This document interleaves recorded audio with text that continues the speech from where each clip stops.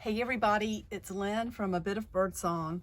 I wanted to show you a journal before it goes out in the mail tomorrow. This is a journal that is a custom journal, a springtime journal, and oh my goodness, the music outside. Jason's cleaning out the porch and he's working on the patio and I can hear Kiss playing. I don't know if you can hear it. Getting back to this journal though, I love the way it turned out. It has 5 signatures. Each signature has got 5 folded pages, making, what would that be, 10 pages. So there's a lot of room to still add little charms. I did put some on here, and I was thinking about spring as I was making this. Spring is so bright. The sun is so lovely. I have a sun catcher that hangs in the edge of my workshop, and it's kind of like these little glass beads that just catch the light. This is a ring. It's a sterling silver ring. Some of the little stones have fallen out. I found this in the back of a jewelry box when I was shopping in a thrift store, probably a couple of years ago. One of the things I miss about my old garden so much is that the house was really old. It's, you know, a 100-year-old house, and the yard was full of little bits and pieces of history.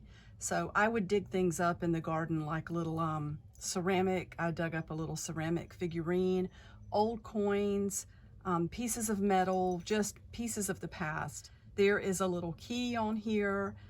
Here's a bead that has a star on it. Here is a little half moon charm. You know, it's time for the gardener's almanacs to be appearing on the shelves in different stores, and you see the moon phases. I also thought about the moon phases with this bead. We've got these pretty circles, and it does look like waxing and waning moons in those circles there. So, you know, feel free to cut the strings, add charms. Sometimes these strings get a little bit tangled up. That doesn't bother me too much. To me, one of the fun things is just kind of playing with these charms and keeping them straightened out. I love journals, and this is just part of it. You can cut some of the length off of here if you want. This is a heavy hemp type cord. So on the front, we have layers of fabric. The beautiful, I love this. I love the flowers. It has kind of an Asian feel, but at the same time, it does feel springy to me.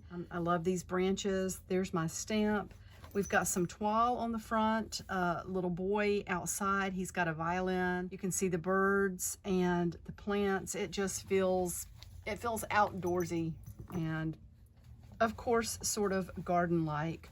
There's just a metal plate on the front. It's got a butterfly stamped on it with some alcohol ink. Very simple, very plain. Again, just a theme of springtime. And then when you get inside, there's an old table scarf that has been folded to make pockets in the front and in the back. Now it is folded, so you kind of have 2 pockets here. I didn't stitch this together. There's one of my cards in the front. So I didn't do any embellishing. I didn't do any stamping. This is ready to work in, and we've got all sorts of beautiful plain paper, some floral and polka dot, scrapbook paper, just really pretty designs that feel springy. And I grouped the signatures together so that each signature is coordinated, and I tried to make it so that each signature flows into the next signature. So you have a lot of space for journaling, gluing, artwork. When I use printer type paper, I try to always use at least 24 pound so that it's not super thin. Just remember that masking tape and washi tape and glue are your friends. I don't fret about having to repair a page. So I'm just flipping through and showing you all the paper in here. Again, 5 signatures. There are 5 folded pages in each one. I love that type of paper, that simple polka dot with the almost like a distressed look behind it. This is a neat page. I think Gracie sent me this paper.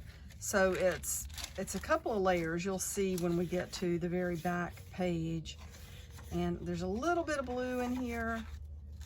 And all the blue is grouped together at the back. So it's got the holes here. You could tie a piece of lace or ribbon or whatever. You could even make some sort of system with a piece of cardboard with holes punched in it, maybe with brads, where you put pages in that way, things that you want to keep up with. And then I made this little pocket. It's just layers of watercolor and then some flowers that I cut out, a little bit of stamping, and we've got some paint on there, white paint, and stenciling. That's the balloon there, and then a flower there. There are a few things in here. I came across this old photograph. It's torn, but it's a lady outside, and she appears to be looking over a piece of land, and it looks like a deer standing out there. So this is in here.